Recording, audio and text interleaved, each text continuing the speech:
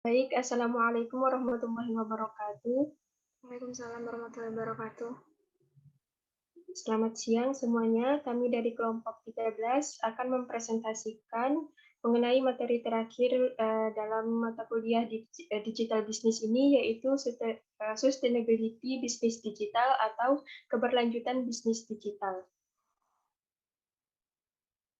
Baik, di sini kami akan memperkenalkan anggota dari kelompok 13. Yang pertama ada Laila Barizah Ajiba dengan NIM 4037. Saya sendiri Rosmaryuni dengan NIM 4060. Slide selanjutnya. Baik, saya akan jelaskan dulu mengenai konsep dan teori dari sustainability bisnis digital. Sebuah perusahaan perlu memikirkan keberlanjutan proses bisnisnya dengan mempertimbangkan dan menyelaraskan pemanfaatan dari aspek sumber daya yang tersedia, yaitu sumber daya fisik, material, maupun sumber daya manusia. Dan tentunya didukung dengan pemanfaatan teknologi yang efektif dan didukung dengan pemanfaatan teknologi yang efektif dan efisien. Implementasi bisnis sustainability yang diterapkan oleh perusahaan bertujuan agar perusahaan menjadi selalu peka terhadap suatu perusahaan di dalam menyusun suatu rangkaian strategi. Harapannya, strategi yang ditetapkan oleh perusahaan mampu melewati berbagai kendala dan tantangan yang akan dihadapi ke depannya. Dikutip dari Cori 2011. Baik, di sini ada poin-poin penjelasan yang akan kami jelaskan. Untuk adaptasi, memisahkan pendapatan pribadi dan pendapatan bisnis, menyesuaikan kebutuhan promosi dengan kedekatan personal akan dijelaskan oleh Laila. Untuk efisiensi dan prospek di masa depan akan saya sendiri jelaskan, dan kepemimpinan prima serta bermain dengan risiko peluang akan dijelaskan oleh Laila juga. Baik, Baik, saya akan saya menjelaskan serahkan. tentang adaptasi. Inovasi dapat dilakukan dengan melakukan adaptasi dengan perubahan yang terjadi, menyesuaikan dengan kebutuhan konsumen, dan pastinya dukungan teknologi informasi yang semakin mutakhir. Adaptasi terhadap perubahan yang dapat diprediksi seperti perubahan musim yang terjadi secara bertahap seperti inflasi atau deflasi, dan di luar kendali seperti bencana alam. Agar dapat beradaptasi secara optimal, sebisa mungkin seorang pengusaha teliti memprediksi atau mengantisipasi perubahan sebelum perubahan itu datang. Cara-cara yang dapat dibiayai produksi dan meningkatkan atau mempertahankan keuntungan, yaitu yang pertama, dengan memperkecil persentase keuntungan. Yang kedua, memperkecil kuantitas atau ukuran produk. Yang ketiga, mengurangi kualitas produk. Yang keempat, mengganti kemasan atau presentasi produk. Yang kelima, memberikan paket atau pembelian khusus. Yang keenam, memperbarui model bisnis. Selanjutnya, memisahkan pendapatan pribadi dan pendapatan bisnis. Pisahkan pendapatan pribadi sebagai pemilik usaha dan pendapatan usaha. Buatlah data rekening terpisah, yaitu terdiri dari rekening usaha dan rekening pribadi. Nominal yang terdapat di rekening usaha untuk akumulasi modal dan upaya lain yang mendukung perkembangan usaha. Cara untuk memisahkan antara pendapatan pribadi dan pendapatan bisnis yang pertama tuh dengan membuat rekening yang berbeda. Menempatkan uang pribadi Anda ke rekening tabungan yang terpisah dan dengan rekening untuk usaha. Yang kedua, kelola usaha dengan baik, yaitu dengan cara buat perhitungan anggaran pengeluaran rutin untuk keperluan usaha. Perkirakan pemasukan yang diperoleh setelah itu harus disiplin melakukannya seperti mengarsipkan tagihan dan nota pembelanjaan. Yang ketiga, evaluasi setiap minggu. Melakukan evaluasi setiap minggu untuk mengetahui pergerakan modal usaha dan keuntungan yang diperoleh. Yang keempat, analisa kondisi keuangan. Ini bisa dilakukan setiap 3 bulan sekali dengan memperhatikan kondisi keuangan dan utang Anda jika ada. Yang terakhir, alokasikan profit dengan tepat, yaitu alokasikan keuntungan atau profit dengan benar.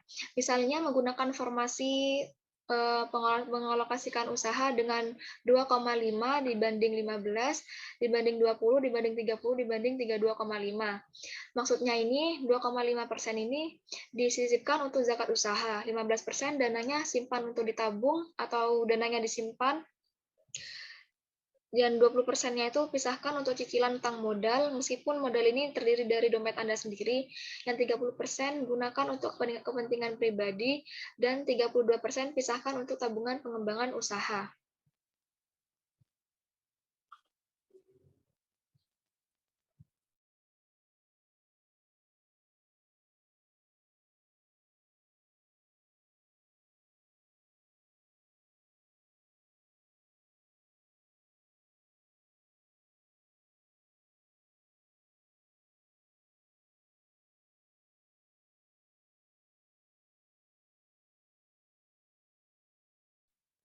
Menyesuaikan kebutuhan promosi dengan kedekatan personal. Seorang pengusaha tetap harus menjunjung prinsip bisnis untuk mencari keuntungan. Jangan karena terlalu banyak memberi potongan harga pada kerabat terdekat, usaha menjadi tidak mendapatkan keuntungan. Kita juga harus sadar bahwa kerabat dekat juga bisa berpotensi menjadi pelanggan setia sekaligus orang yang merekomendasikan usaha ke orang lain. Promosi seperti ini sangat penting bagi usaha yang masih baru atau dalam tahap berkembang. Promo menjadi daya tarik ketika kita memberikan keuntungan khusus kepada orang-orang yang dikenal dan disarankan untuk mendorong mereka memberikan timbal balik bagi usaha kita. Contohnya, dengan mempromosikan produk di media sosial pribadi, mengajak orang lain membeli produk kita, merekomendasikan kantor atau kelompoknya untuk menggunakan jasa atau produk usaha, atau memesan jasa atau produk untuk acara atau kepentingan pribadi. Selanjutnya akan dijelaskan oleh rekan saya.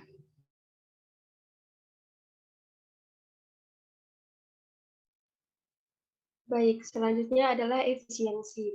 Dalam efisiensi ini, kita harus merancang usaha agar proses produksi berjalan secara efektif dan efisien, yaitu dengan mampu menghasilkan produk yang diinginkan dengan usaha seminimalnya dan keuntungan sebesar-besarnya. Misalnya, lokasi bisnis, desain produk untuk menarik pelanggan, tata ruang dalam tempat produksi yang memungkinkan rantai produksi berjalan dengan praktis.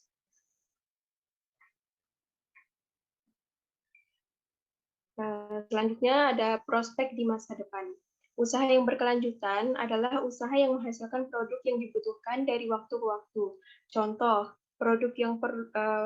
dari produk yang selalu dibutuhkan pasar yaitu produk makanan. Sedangkan produk di masa depan yang memiliki pasar besar adalah produk-produk digital seperti jasa pembayaran online.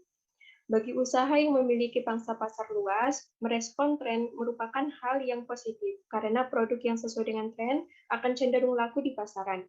Untuk mengantisipasi surutnya tren yang berimbas pada surutnya penjualan, sebuah usaha harus memperhitungkan produk yang hanya untuk merespon tren. Cara lain dengan mendedikasikan usaha sebagai penyedia kebutuhan bagi orang-orang yang setia pada tren tersebut. Baik, selanjutnya akan dijelaskan oleh rekan saya.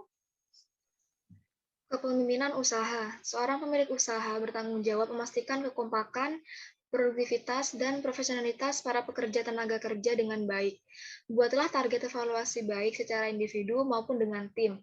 Ciptakan suasana kerja yang bersahabat, menghargai prestasi, dan tegas agar pekerjaan termotivasi untuk kerja terus maju. Seorang pemimpin dalam sebuah usaha mampu memberikan teladan, menularkan semangat, dan membangun etos kerja yang positif. Harus tegar dalam menghadapi berbagai tekanan dan bijak dalam menyusun strategi masa depan sebuah usaha. Bermain dengan resiko dan peluang. Risiko yang harus diketahui dalam bisnis digital adalah persaingan yang cukup ketat karena jumlah kompetitor harus bertambah, permintaan pasar terus berubah dan dinamis. Masih maraknya penipuan sehingga kepercayaan dan perlindungan masyarakat sebagai konsumen masih kecil. Bisa juga kehilangan konsumen ketika barang yang dijual tidak available serta proses pemasaran yang belum efektif. Jangan takut untuk menghadapi resiko dalam mencari keuntungan. Terbukalah pada ide-ide baru dan ajak tim atau karyawan dalam usaha untuk selalu berinovasi dan mencari cara-cara baru untuk memaksimalkan keuntungan usaha. Kegagalan bukan jalan pertanda untuk berhenti, melainkan mencoba lagi peluang lain yang bisa diraih dengan memanfaatkan konsumen lain atau pasar lain yang dijadikan pangsa pasar baru.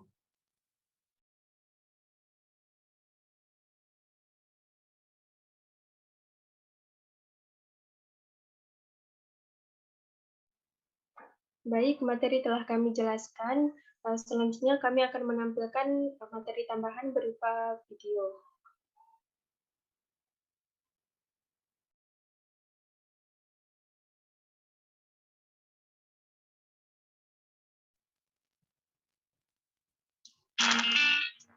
Suaranya terdengar? Ya, terdengar. Saat ini banyak sekali bisnis yang jauh dari kata sustainability.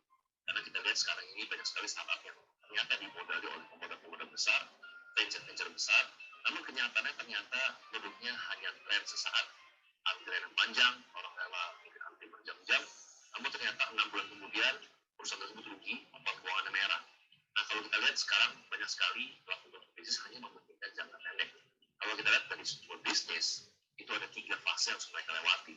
Yang pertama adalah fase tren. Nah, pada fase ini, apapun yang terjadi, salah atau benar, produk kita pasti akan diperebutkan. Produk kita selalu suka mencoba hal yang baru.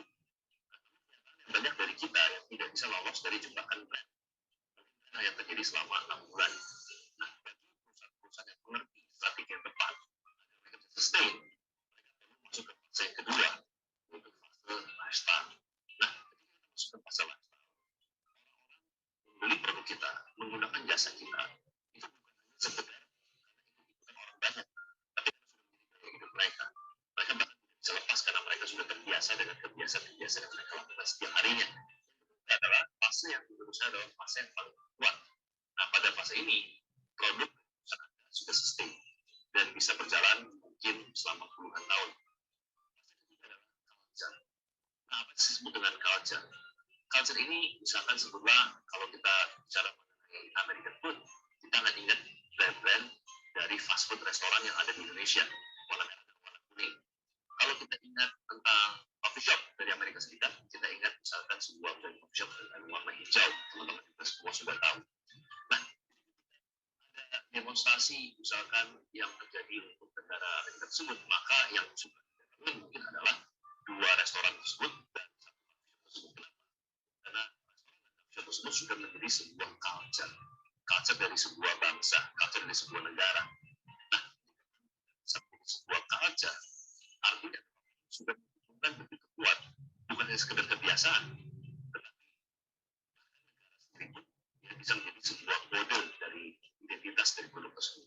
Nah, tema kedua adalah building sustainable business. Masih ingat ya, ada 3 fase. Yang pertama adalah fase trend, yang kedua adalah fase lifestyle, dan yang ketiga adalah culture. Untuk bisa masuk ke fase yang pertama, yaitu tren, kita perlu disruptif.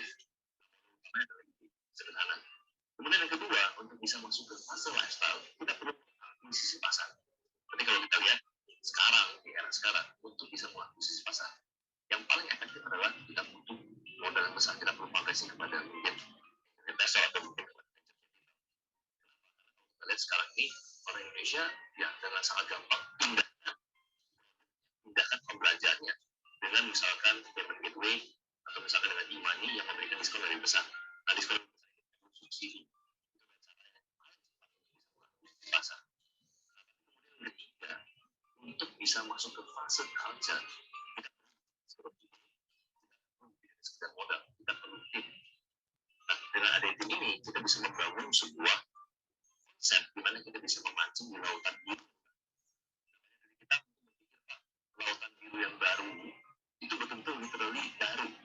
Kenyataannya enggak, kita mungkin hanya memancing di lautan yang sama, tapi kita memancing di season yang berbeda. Itu adalah konsep dari bagaimana kita bisa memancing di lautan biru, bukan lautan yang baru, di season yang berbeda. Nah, saya akan kasih 2 contoh. Yang pertama adalah Cirque du Soleil. Cirque du Soleil adalah sebuah perusahaan sirkus yang terkenal sekali dan di dunia. Industri sirkus itu sangat berkembang sangat cepat, sangat unik. Kenapa? Mungkin di sana lebih bertimbang dengan sebuah sirkus atau pertunjukan sirkus. Nah, sirkus pada umumnya mereka menggunakan atraksi berbahaya seperti mungkin akrobatik, hewan-hewan yang masih banyak lagi. Namun seiring perkembangannya zaman, ternyata banyak orang lebih peduli dengan hewan. Orang-orang di sirkus itu yang merusak si hewan lah, kurang lebih seperti itu. Jadi jenis yang mungkin tidak peduli namanya hewan. Jadi training sedemikian rupa sehingga yang disajikan hanya atraksi berbahaya yang memacu adrenalin. Nah, ketika kita pada saat itu, misalkan kita ingin masuk ke sirkus, biasanya yang kita lakukan adalah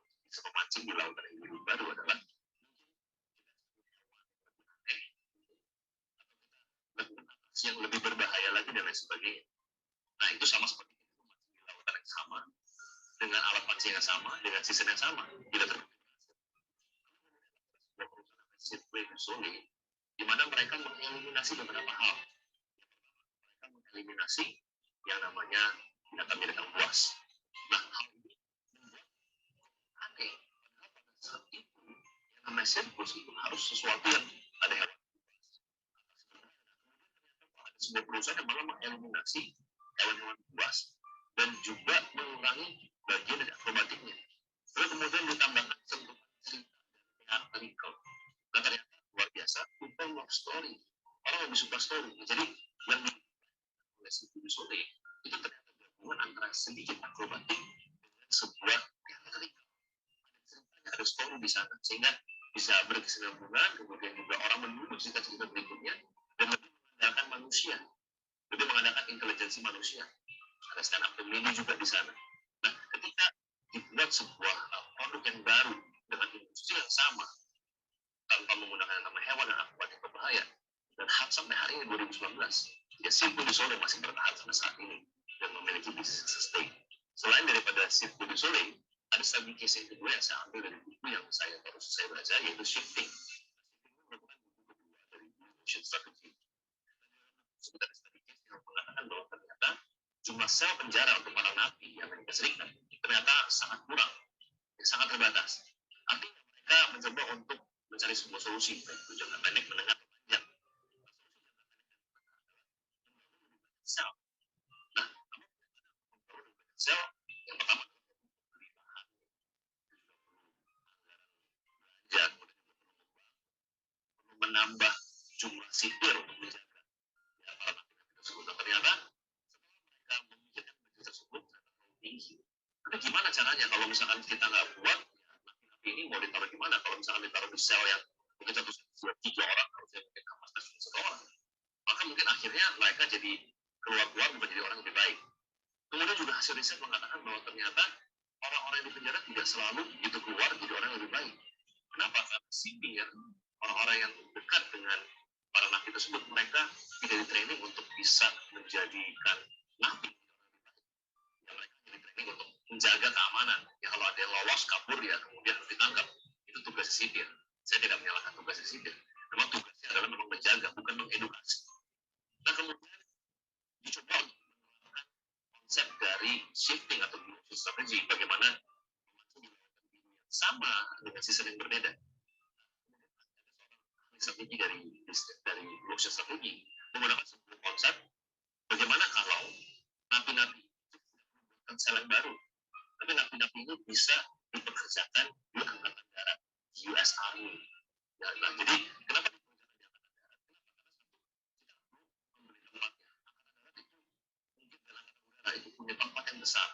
Ya mereka membutuhkan orang misalkan mungkin mekanik, ada yang seorang napi yang seorang mekanik, mereka membutuhkan kebersihan dan lain sebagainya. Dan menariknya, selain tidak perlu mengeluarkan biaya karena tempatnya memang sudah ada, army atau tentara itu punya kemampuan mengedukasi dan punya nilai-nilai yang sangat kuat.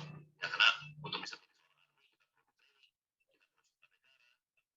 belajar daily penting menjadi seorang pria, seorang pembela negara. Nah, artinya adalah dari kabur ya, kenapa? Karena tentara. Sehingga sebuah konsep motion strategi adalah kita bisa menghemat budget kita, bisa sebenarnya bisa sustain. Kalau saya perusahaan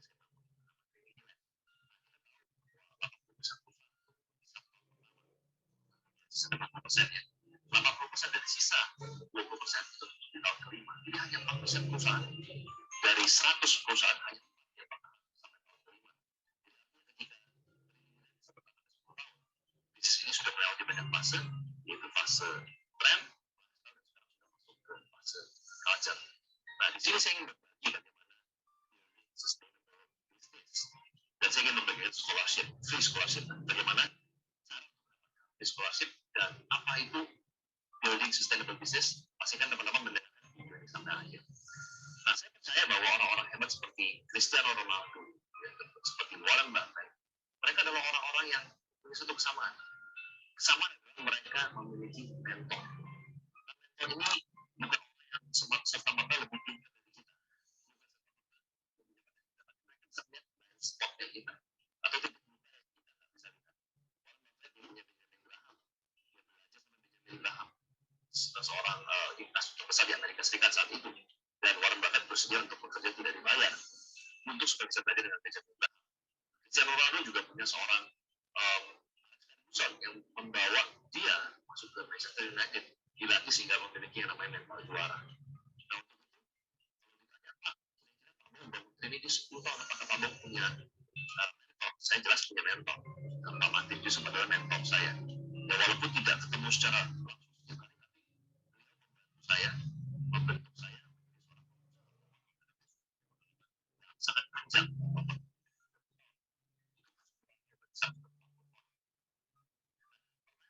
Bagaimana Anda bisa mendapatkan mentor? Siapa yang mau menjadi mentor Anda?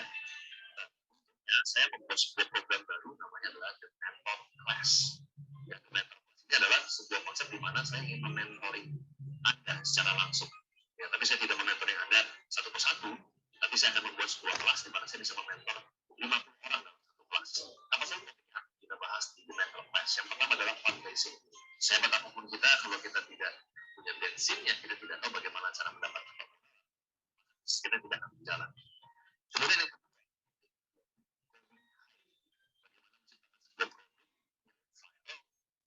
cara yang inorganik, namun itu sebagai sebuah pertumbuhan yang organik. Ternyata viral itu bisa diciptakan secara sengaja. Kemudian yang ketiga, bagaimana membangun organization yang impactful. Artinya sebuah usaha terlalu besar yang mungkin nggak lebih dari 10 orang, tetapi bisa memiliki sebuah produk yang ekspannya luar biasa, yang growth-nya luar biasa. Kemudian sebuah tren. Saya juga pernah mengalami ini ketika kita bagus, bisnis kita bagus, kenapa kok selalu kekurangan dana? Uang ini kemana? Uang ini pergi kemana? Nah, ini yang seringkali terjadi orang-orang nggak sadar. Dan topik yang terakhir yang kita akan bahas adalah the art of strategic collaboration. Bagaimana kita bisa menciptakan sebuah guru yang baru dengan cara kolaborasi. Nah, jujur saya tidak suka memulai sesuatu dari nol. Kalau kita bisa kolaborasi dengan sebuah bisnis yang memang mungkin kita yang sudah jalan 5 tahun, 10 tahun, ketika kita ya, kita sudah hemat 5 tahun. Nah, banyak bagaimana cara kita berkolaborasi. Ini adalah 5 topik yang sangat penting untuk sustainable business. Kementerian Pertanian akan membuka tes yang pertama Sabtu 30 November 2015 di Pullman Hotel 10.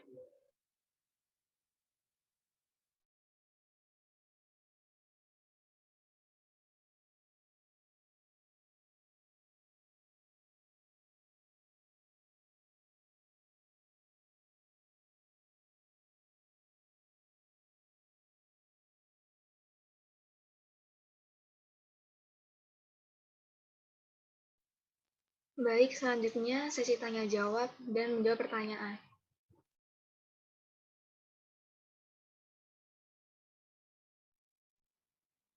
Baik, saya akan membacakan dulu semua pertanyaan yang telah kami rangkum dari presentasi sebelumnya. Di sini ada 5 pertanyaan.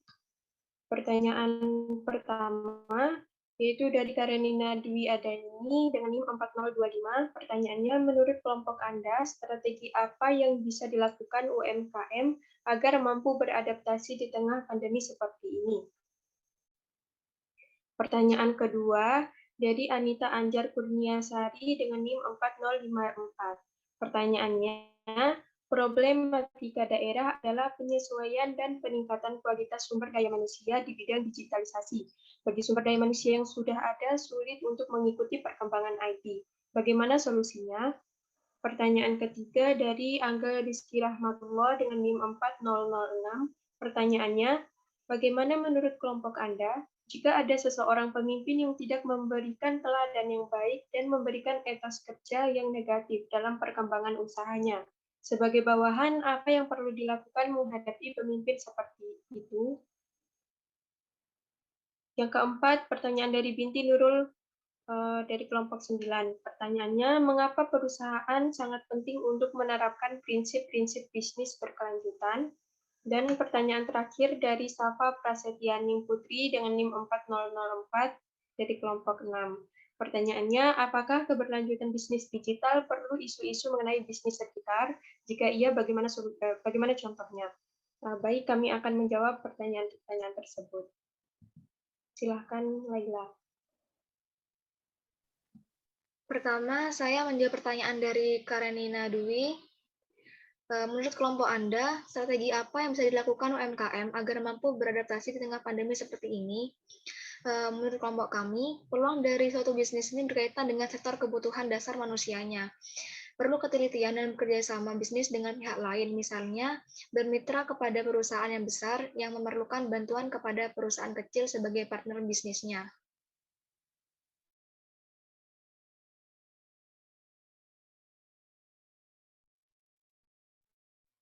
Baik, saya akan menjawab pertanyaan dari Anita Anjar Kurniasari. Pertanyaannya tadi yaitu, problematika daerah adalah penyesuaian atau peningkatan kualitas sumber daya manusia di bidang digitalisasi.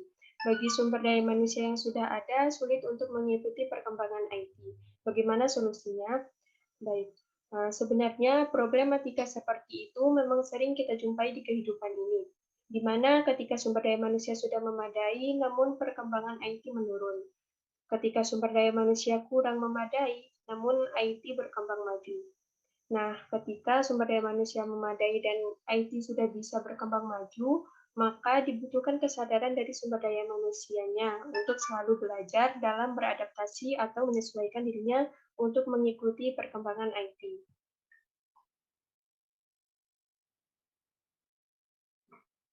Baik, saya lanjutkan untuk menjawab pertanyaan dari Angga Rizky Rahmatullah dengan NIM 4006 dari kelompok 11. Pertanyaannya tadi, bagaimana menurut kelompok Anda jika ada seseorang pemimpin yang tidak memberikan teladan yang baik dan memberikan etos kerja yang negatif dalam perkembangan usahanya? Sebagai bawahan, apa yang perlu dilakukan menghadapi pemimpin seperti itu? Jawaban dari kami, sepatutnya seorang pemimpin harus bisa menempatkan dirinya sebagai seorang pemimpin yang profesional, yang bisa menunjukkan kewibawaan dan keteladanan untuk para bawahannya. Namun, ketika pemimpin tidak dapat menunjukkan keteladanan yang baik dan membangun etos kerja yang negatif, maka tidak ada salahnya bawahan untuk mengingatkan kepada pemimpinnya bahwa kinerjanya selama memimpin masih belum bisa memberikan keteladanan dan membangun etos kerja yang positif bagi para bawahan. Dan itu telah mempengaruhi perkembangan usaha yang dijalankan. Hal tersebut dilakukan untuk memberikan kesadaran kepada pemimpin untuk dapat merubah kebiasaan, sehingga menjadi pemimpin yang baik untuk para bawahannya. Selanjutnya akan dijawab oleh Laila. Selanjutnya, saya akan menjawab pertanyaan dari Binti Nurul. Pertanyaannya, mengapa perusahaan sangat penting untuk menerapkan prinsip-prinsip bisnis yang berkelanjutan? Perusahaan yang menjalankan bisnis berkelanjutan akan mendapatkan manfaat seperti biaya produktivitasnya itu meningkat dan biayanya berkurang. Dengan mengembangkan bisnis yang berkelanjutan, proses kerja akan lebih sederhana dan mengurangi aktivitas yang tidak efisien dan biaya yang akan berkurang. Selanjutnya, saya akan menjawab pertanyaan dari Safa Prasetyaning Putri. Pertanyaannya, apakah keberlanjutan bisnis digital perlu isu-isu mengenai bisnis sekitar? Jika iya, bagaimana contohnya? Ia perlu dengan melakukan perubahan sulur kerja, menerapkan sistem outsourcing, menetapkan indeks kinerja sebagai acuan dalam bekerja, memberikan kesempatan kepada karyawan untuk melakukan intensif kerja secara mandiri, mendekatkan diri kepada konsumen, bekerja sama secara baik dengan pemasok-pemasok.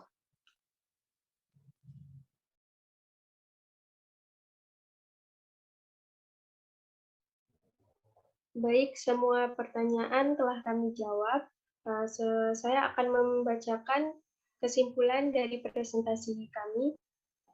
Business Sustainability menurut Svensson dan Wagner 2011 sebagai upaya perusahaan untuk mengurangi dampak pada kehidupan bumi dan ekosistem. Perusahaan perlu memikirkan keberlanjutan proses bisnisnya dengan mempertimbangkan dan menyelaraskan pemanfaatan dari aspek sumber daya yang tersedia, baik sumber daya fisik, material, maupun sumber daya manusia, dan tentunya didukung dengan pemanfaatan teknologi yang efektif dan efisien. Cara untuk bisnis digital bisa bertahan adalah dengan beradaptasi. Selanjutnya dengan memisahkan pendapatan pribadi dan pendapatan bisnis. Selanjutnya menyesuaikan kebutuhan promosi dengan kedekatan personal. Selanjutnya memikirkan efisiensi. Selanjutnya memikirkan prospek di masa depan. Selanjutnya yaitu dengan kepemimpinan yang prima. Dan yang terakhir dengan siap bermain dengan resiko dan peluang. Baik, cukup sekian presentasi dari kami. Mohon maaf bila ada kesalahan dalam menyampaikan materi. Wabillahi taufiq wal hidayah. Wassalamualaikum warahmatullahi wabarakatuh. Waalaikumsalam warahmatullahi wabarakatuh.